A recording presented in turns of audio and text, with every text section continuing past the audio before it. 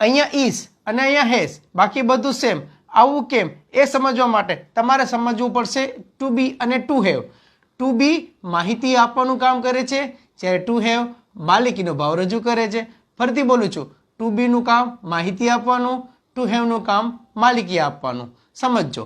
આઈ એમ તો હું છું, આઈ એમ તો હું છું, આઈ હેવ આવે તો મારી પાસે છે, હું છું તો માહિતી થઈ ગઈ, મારી પાસે છે તો માલિકી ભાવ થઈ ગઈ. હવે વાત આવે છે વર્તમાન કાળની, તો વર્તમાન કાળમાં ટુ બીમાં એમ, ઇઝ અને આર છે. ટુ હેવમાં વર્તમાન કાળમાં બે જ છે, હેવ અને હેઝ. તો જુઓ, હી ઇઝ અ ટીચર. હી એટલે તે શિક્ષક છે, માહિતી કહેવાય. He has a teacher. હેઝનું ગુજરાતી શું થાય? પાસે છે, તો તેની પાસે શિક્ષક છે. તો આ રીતે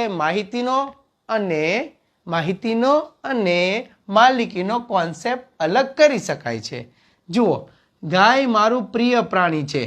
તો અહીંયા તમે માહિતી આપો છો ને, તો ટુ બી આવે કે ના આવે ટુ બી?